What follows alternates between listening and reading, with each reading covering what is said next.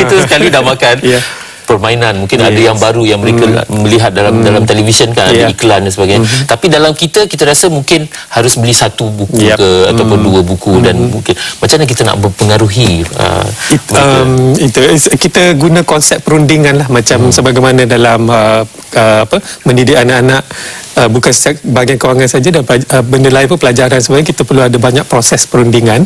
Sama juga kewangan ni, awal-awal mungkin dari sekarang dah dialog, kita start okey, kalau dapat duit raya nanti nak buat apa, mungkin suruh dia orang listkan apa dia orang nak buat, dan kita macam kita approve lah list tu.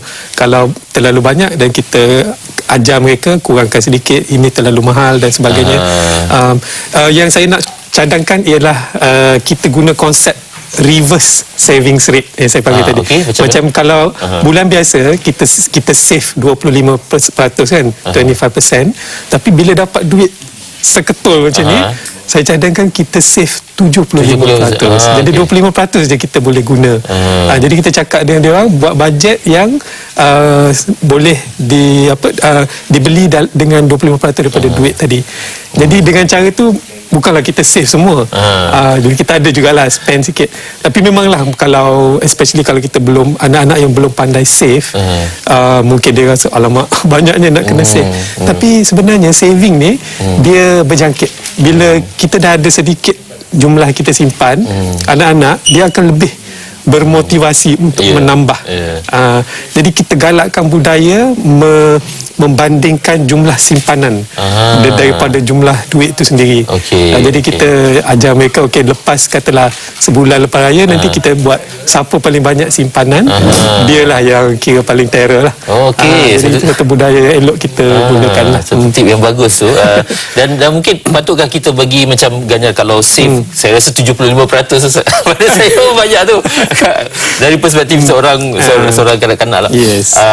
Patut tak kita beri dia ganjaran mungkin save sekarang ataupun simpan sekarang 75% dah hujung tahun, bila sampai limit ataupun satu jumlah yang kita persetujui, mungkin dia boleh belanjakan lagi. Boleh. Actually boleh.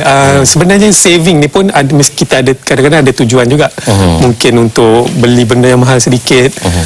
Contoh setengah ibu bapa dia cakap kalau nak beli handphone lah katakan, anak-anak yang dah besar, abang bagi separuh, ayah bagi separuh, top up maknanya. Ataupun ada yang buat kalau sampai satu jumlah katalah 500 kan dalam setahun, ayah bagi reward, top up, double kan amount. Jadi kita bagi satu motivation lah. Dia sama juga bila kita dewasa, macam kita selalu dapat bonus lah kan, bila kita kerja. Kalau orang yang tak pandai manage duit bonus, dia dapat 1, 2, 3 bulan bonus, dia dah mula nampak nak beli tu, nak beli ni, tapi dalam masa sekejap je duit tu habis macam tu aja. Jadi ini bila kita latih daripada kecil, kita jimat 75%, jadi sampai dewasa mereka akan juga dapat duit bonus, mereka tak kelam kabut nak membelanja lah. Jadi saya boleh belanja 25%, 75% lagi saya simpan dalam ASB ke apa ke. It's a good habit lah untuk masa depan. Tapi kalau yang degil juga tu, dia curi-curi keluarkan duit dan sebagainya, macam mana kita, sebab yelah mungkin ramai anak-anak kita yang menurut apa yang kita cakap, tapi kalau yang begitu degil tu sekali, macam mana agak kita nak tangani tu? Itu bagi saya, yang degil tu mungkin dia belum faham kebaikan simpanan duit itu sendiri. Jadi kita go back kita cakap ke dia, apakah kepentingan simpanan duit ni. Kalau saya cakap menyimpan duit ialah asas kepada kebebasan kewangan kita lah. Tanpa menyimpan duit memang tak ada jalan untuk kita dapat jadi kaya atau dan sebagainya. Macam keluarga juga, kalau tak ada kasih sayang, jadi duit simpanan tu boleh diibaratkan sama dengan kasih sayang dalam satu keluarga. Betapa pentingnya. Kalau tak ada kasih sayang dalam keluarga tu mungkin susah nak happy lah, susah nak bahagia lah. Sama juga duit ni, kalau tak ada simpanan, asas tu tak ada, janganlah kita harap nak bina satu duit yang banyak dan sebagainya, memang mustahil. Jadi kita tanamkan benda tu, mungkin akan mengambil masa. Mungkin raya ni still dia orang masih spend duit tu, tak apa, kita mulakan dari sekarang, kita tanam azam dan kita mulakan dari sekarang.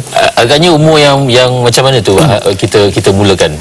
Seeloknya yang sudah boleh faham lah, macam sekolah rendah, darjah 1 ke atas, insyaAllah dia dah boleh faham. Yang kecil-kecil tu kadang-kadang duit pun dia tak kisah, kadang-kadang dia nak yang colour. Dia selama colourful lah dia okey. Saya sendiri ada yang anak kecil dah 2-3 tahun lepas, bila dia dapat ampau tu dia tengok macam bagi belum lagi boleh appreciate. Kadang-kadang dia bagi dekat kita, dan bagus juga kalau kita bagi, jangan kita pula ayah dan mak pergi pakai duit tu. Kita orang kata kita simpan dalam tabung, buka tabung untuk dia orang. Jadi over time kita tambah-tambah dan kita tunjuk kat dia orang, adik tengok dia adik dah banyak. Macam tu. Itu juga menjadi isu sebab kadang-kadang kita bulan faham je lah bulan bulan puasa dan bulan Syawal ni perbelanjaan berapa lebih dan mengambil sedikit lah duit raya anak-anak yang kecil. Kadang-kadang kalau boleh janganlah, tapi kalau terpaksa kita again kita discuss dengan dia orang, kita bincang, cakap kita ada tanggungjawab kepada keluarga masing-masing. Jadi bulan ni kita perlukan sedikit perbelanjaan yang lebih, boleh tak ayah dengan ibu pinjam? Tetapi saya rasa bila kita nak minta macam tu, kita fikir 10 kali kita tak. Ataupun mungkin ada yang menyimpan duit tu, katakan nak beli kasut baru. Kan adik kata nak beli kasut baru ataupun buku baru ataupun baju baru. Boleh tak kita gunakan itu untuk keperluan harian mereka untuk pergi ke sekolah? Oh, memang boleh sangatlah. Itu yang sebenarnya tujuan kita, supaya kita simpan, supaya ada target yang bukan membazir. Macam memang kasut, buku dan semua memang kita perlu beli pun kan. Jadi baiklah kita simpan dan adakan target. Bila sampai masanya kita gunakan duit tu. Jadi saya berani jamin bila kita simpan dan kita gunakan duit tu untuk membeli, dia punya orang kata kenikmatan membeli tu bertambah-tambah. Jadi kita dah anticipate benda tu.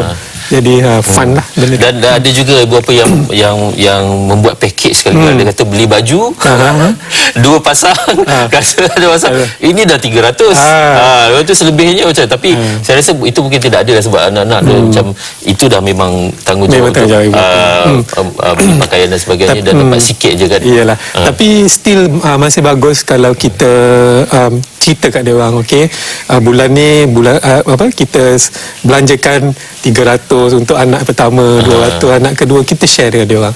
Jadi dia orang tahu betapa susah kita untuk membeli pakaian mereka dan berapa harga. Jadi bila mereka tahu harga dan nilai sesuatu benda tu, automatik dia akan lebih appreciate, dan dia akan lebih cuba menjaga barang-barang tu supaya tahan lebih lama, tak hilang dan sebagainya. Jadi kalau kita beli dan bagi saja tanpa kita ceritakan perkara sebaliknya, mungkin benda tu dia kata, alah senang je aku dapat, next time kalau hilang aku dapat lagi. Tak ada nilai. Tak ada nilai. Jadi kita kena taruhkan nilai di setiap benda itulah. Akhir sekali saya nak tanya, apa agaknya rate tahun ni untuk duit raya?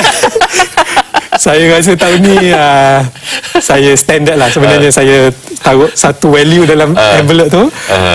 Saya tak boleh cakap lah berapa. Jadi tak kira anak umur berapa memang sama lah. Kadang-kadang ada juga yang besar juga, tu mungkin ada lah. 2 tier lah. Ada yang kadang-kadang kita gunakan sampul yang berbeza, ataupun kita bagi double untuk anak yang besar.